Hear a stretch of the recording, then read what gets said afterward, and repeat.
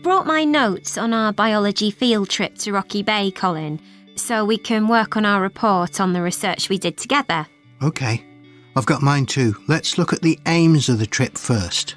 Right. What did you have? I just put something about getting experience of the different sorts of procedures used on a field trip.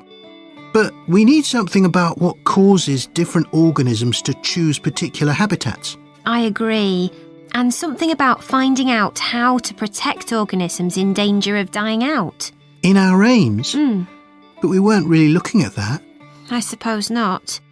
OK, now there's the list of equipment we all had to bring on the field trip. What did they tell us to bring a ruler for? It was something about measuring the slope of the shore. But of course we didn't need it because we were measuring wind direction and we'd brought the compass for that. But not the piece of string to hold up in the air. Didn't Mr. Blake make a fuss about us leaving that behind? Yeah, he does go on. Anyway, it was easy to get one from another of the students. Now, the next section's the procedure.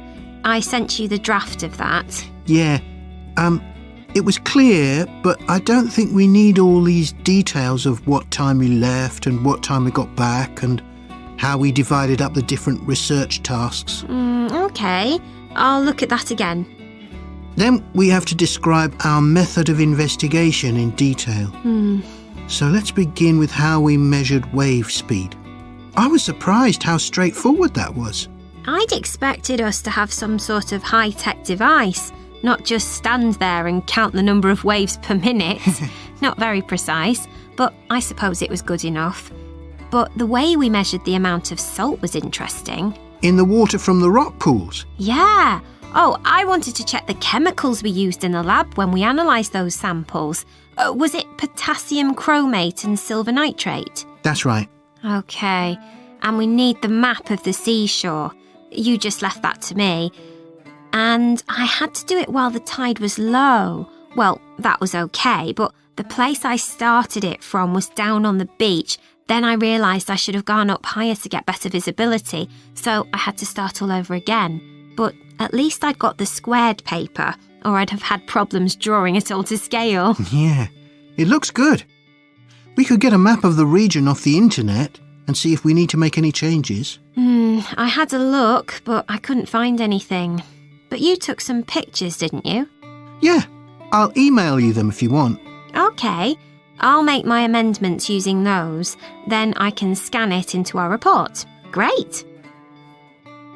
Now, when we get to our findings, I thought we could divide them up into the different zones we identified on the shore and the problems organisms face in each zone.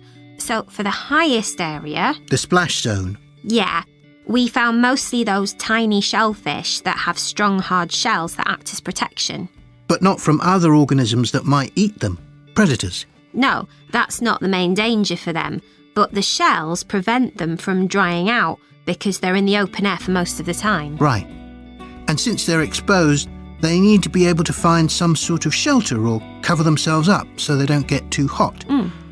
Then in the middle and lower zones nearer the sea, we need to discuss the effects of wave action. Yes, and how organisms develop structures to prevent themselves from being swept away or even destroyed by being smashed against the rocks.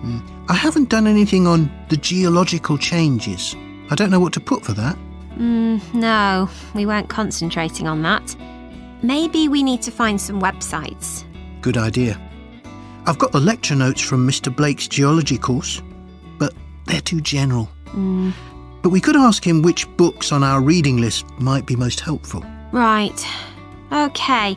Now, I did a draft of the section of sources of possible error in our research, but I don't know if you agree. For example, the size of the sample and whether it's big enough to make any general conclusions from. But I thought actually we did have quite a big sample. We did.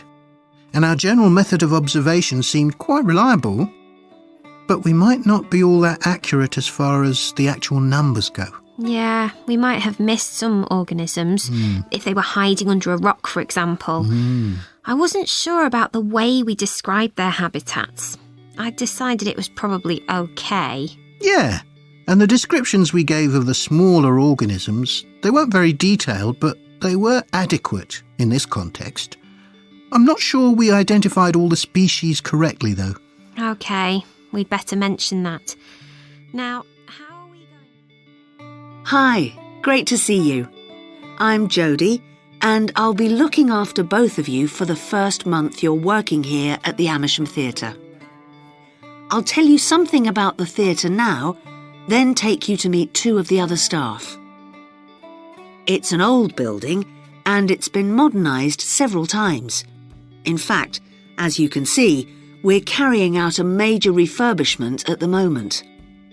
The interior has just been repainted, and we're about to start on the exterior of the building. That'll be a big job. The work's running over budget, so we've had to postpone installing an elevator. I hope you're happy running up and down stairs. When the theatre was built, people were generally slimmer and shorter than now, and the seats were very close together. We've replaced them with larger seats, with more legroom. This means fewer seats in total, but we've taken the opportunity to install seats that can easily be moved to create different acting spaces. We've also turned a few storerooms over to other purposes, like using them for meetings. We try hard to involve members of the public in the theatre. One way is by organising backstage tours, so people can be shown round the building and learn how a theatre operates. These are proving very popular.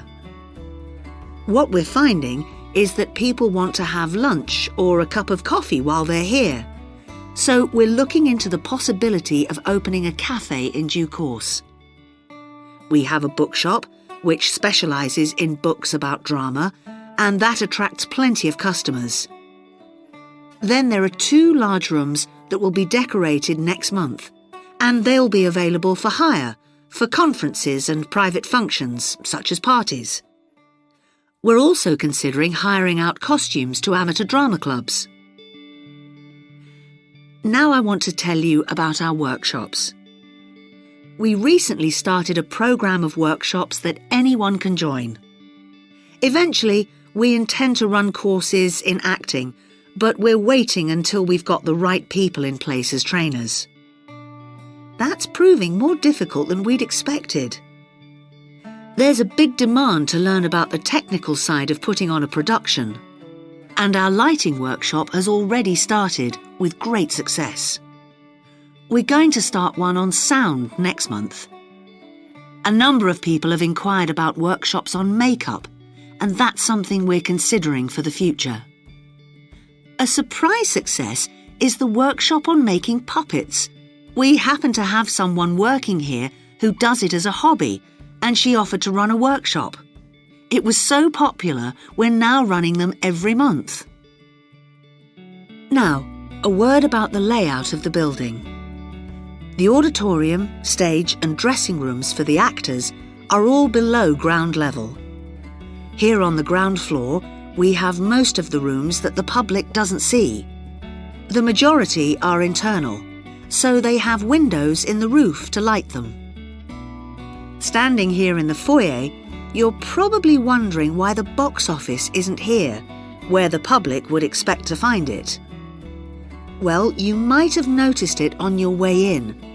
Although it's part of this building, it's next door, with a separate entrance from the road.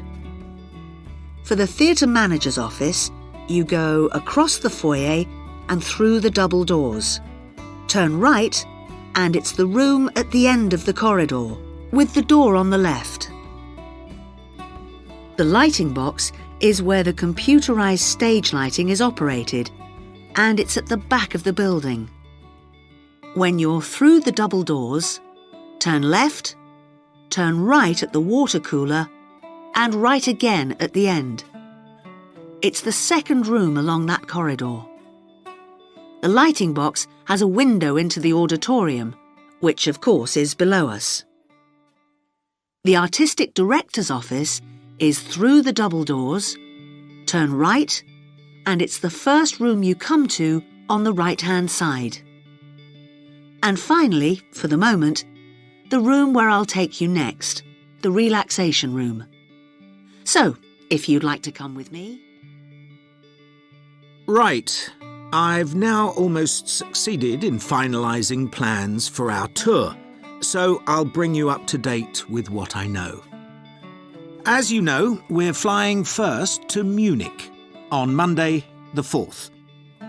The flight is at 11:30, so it's too early to have lunch at the airport. I suggest we meet there for coffee at 10, which should give us plenty of time for breakfast before we leave home. When we arrive in Munich, we'll be met at the airport by Klaus Bauer. Klaus works for a tour operator, and he'll look after us for the time we'll be in Germany. He's already liaised with the managers of the theatres we're going to visit, and he's also arranged for an officer of the National Theatre in Munich to show us round the theatre one afternoon during our stay. Now, last time we discussed this trip, I didn't have the precise cost for hotel rooms, but now I have. The normal rate at the hotel where we're staying is €150 a night for a double room. I'd hoped to get that down to €120, but in fact I've been able to negotiate a rate of €110. That'll be reflected in the final payment, which you'll need to make by the end of this week. On Tuesday, the day after our arrival, I had hoped we could sit in on a rehearsal at one of the theatres, but unfortunately that's proved very difficult to arrange.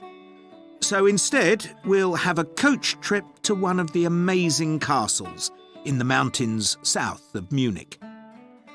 On Tuesday evening, we'll all have dinner together in a restaurant near our hotel. From talking to you all about your preferences, it was clear that a typical local restaurant would be too meat-oriented for some of you. Some of you suggested an Italian restaurant, but I must confess that I decided to book a Lebanese one, as we have plenty of opportunities to go to an Italian restaurant at home. On Wednesday afternoon, the director of the play we're going to see that evening will talk to us at the theatre. She'll describe the whole process of producing a play, including how she chose the actors and, as the play we're going to see is a modern one, how she worked with the playwright. Right. Now I'd just like to make a few points about the plays we're going to see, partly because it might influence your choice of clothes to take with you. The play we're seeing on Wednesday evening is a modern one, and we're going to the premiere, so it'll be quite a dressy occasion, though of course you don't have to dress formally. I gather it's rather a multimedia production, with amazing lighting effects and a soundtrack of electronic music, though unfortunately the playwright is ill and is unlikely to be able to attend.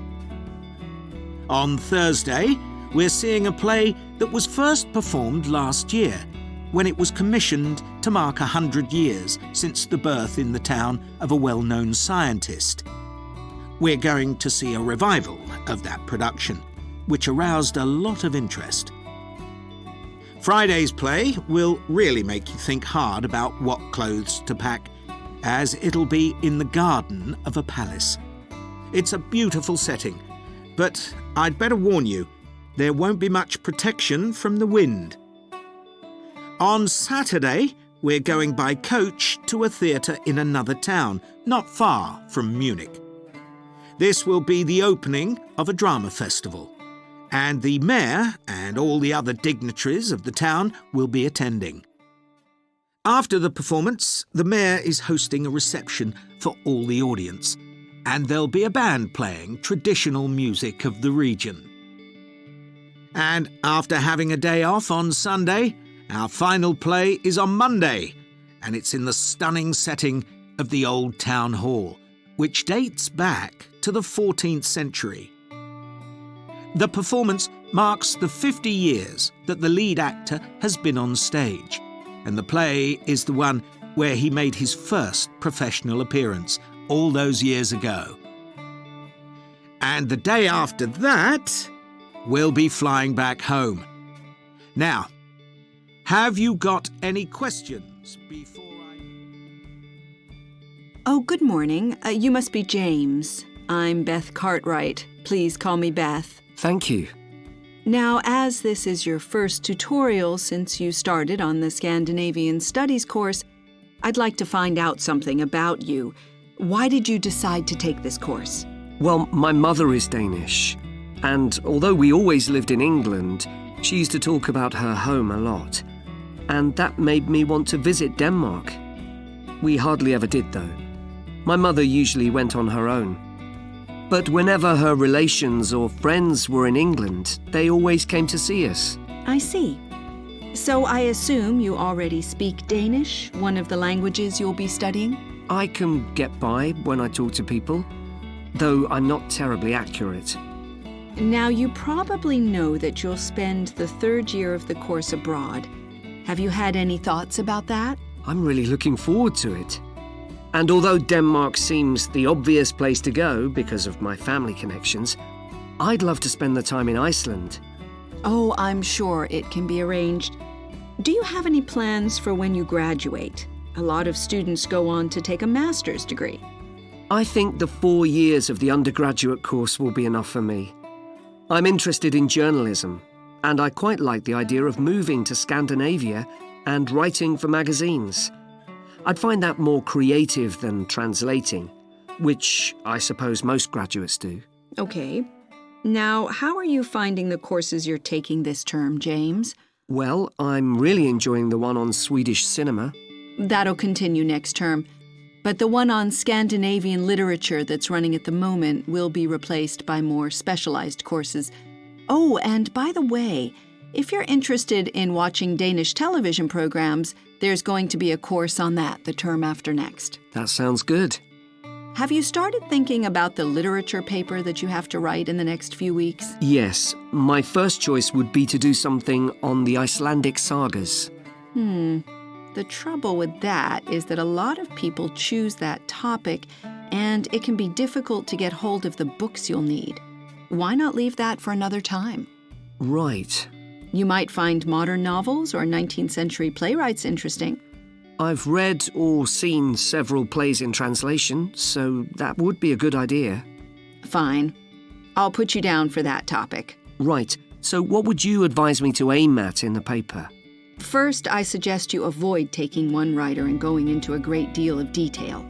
That approach certainly has its place, but I think you first need to get an understanding of the literature in the context of the society in which it was produced, who it was written for, how it was published, and so on.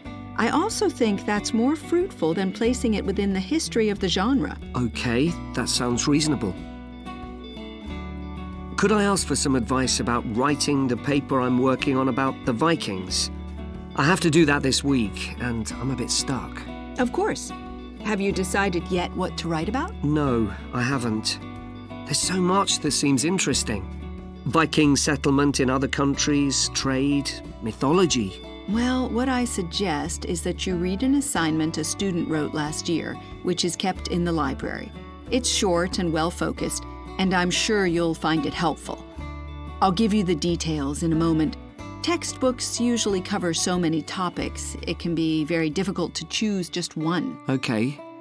I've got a DVD of the film about the Vikings that came out earlier this year. Should I watch that again?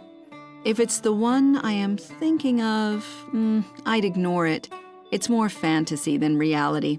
But I've got a recording of a documentary that you should watch. It makes some interesting and provocative points, which I think will help you to focus your topic. Right. So then, should I work out an outline? Yes, just headings for different sections at this stage. And then you should start looking for suitable articles and books to draw on, and take notes which you organize according to those headings. I see. Then put short phrases and sentences as bullet points under each heading. Make sure that this skeleton, makes sense and flows properly before writing up the paper in full. OK. Thanks, that's very helpful. Joe, you know I'm giving a presentation in our film studies class next week? Yes. Well, could we discuss it? I could do with getting someone else's opinion. Of course, Katie. What are you going to talk about? It's about film adaptations of Shakespeare's plays.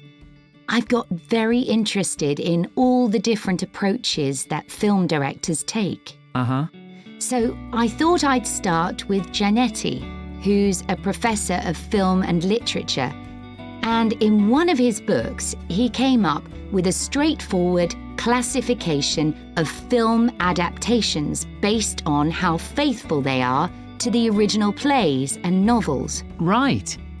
I've already made some notes on that, so I just need to sort those out before the presentation. I thought that next I'd ask the class to come up with the worst examples of Shakespeare adaptations that they've seen, and to say why.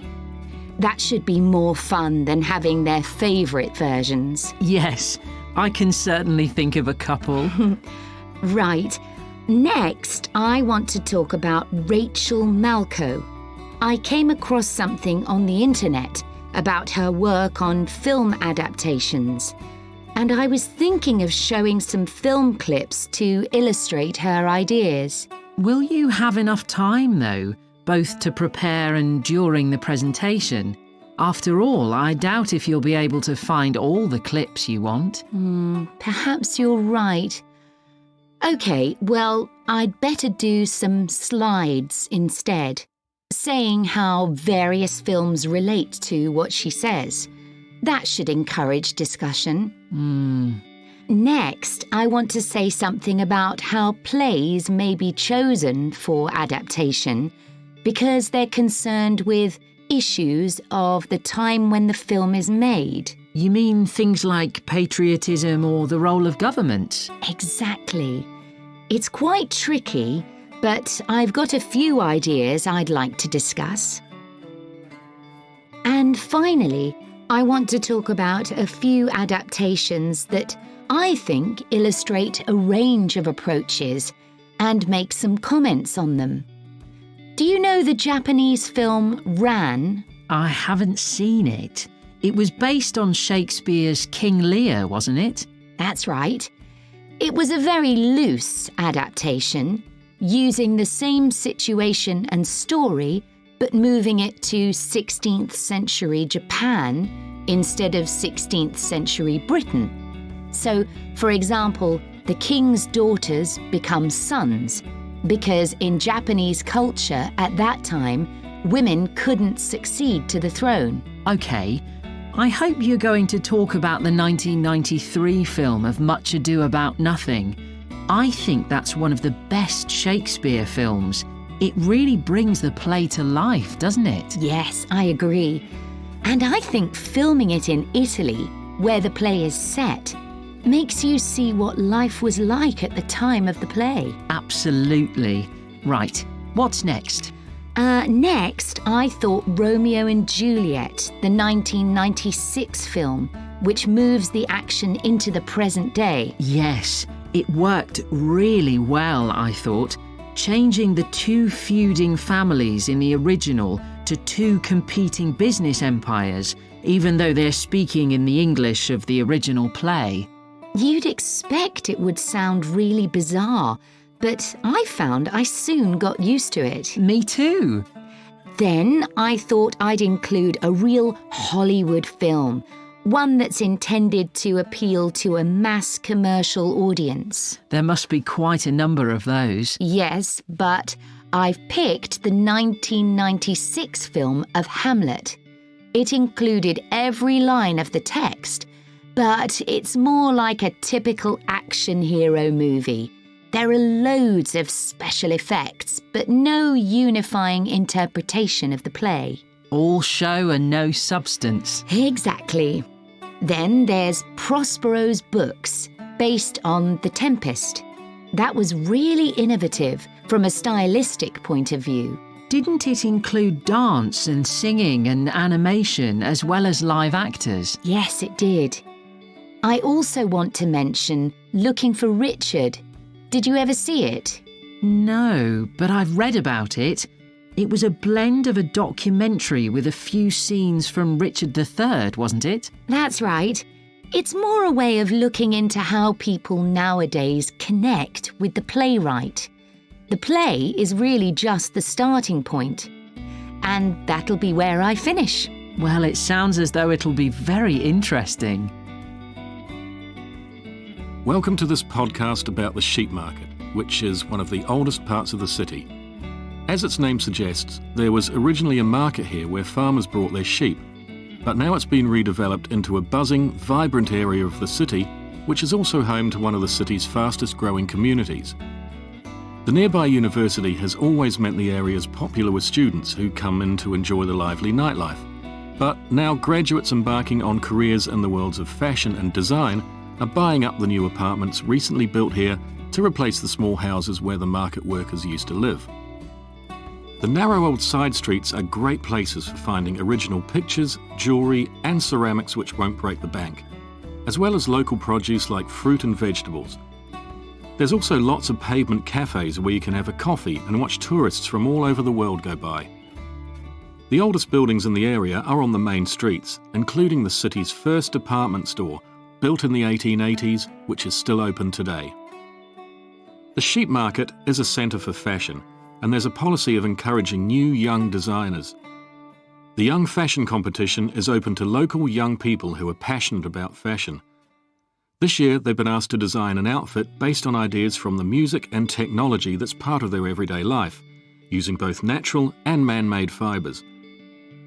The garments will be judged by a panel of experts and fashion designers, and the winning entries will be modelled at a special gala evening.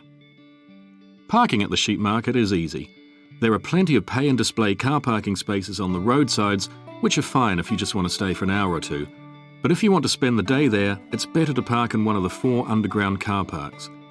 It's not expensive, and if you can present a receipt from one of the local stores, you'll not be charged at all. After 6 p.m, many of the car parks have a flat rate which varies, but it is usually very reasonable. The sheep market is one of the main centres for art and history in the whole of the country. If you look at our map, you'll see some of the main attractions there. Most visitors start from Crawley Road at the bottom of the map. The Reynolds House is one of the oldest houses in the city and is open to the public. It's on the north side of Crawley Road, next to the footpath that leads to the public gardens. The area is particularly interesting for its unusual sculptures. The thumb is just what its name suggests, but it's about 10 metres high. You'll see it on Hill Road, across the road from the bank. The museum's got a particularly fine collection of New Zealand landscapes. It's on the east side of the sheep market, on City Road. It's on the other side of the road from the public gardens, immediately facing the junction with Hill Road. The Contemporary Art Gallery is on a little road that leads off Station Square, not far from the public gardens. The road ends at the gallery. It doesn't go anywhere else. That's open every day except Mondays. The Warner Gallery specialises in 19th century art. It's on City Road, near the junction with Crawley Road, on the same side of the road as the public gardens. It's open on weekdays from 9 to 5 and entry is free. Finally, if you're interested in purchasing high-quality artwork, the place to go is Nucleus. You need to go from Crawley Road up through Station Square and east along Hill Road until you get to a small winding road turning off. Go up there and it's on your right. If you get to City Road, you've gone too far.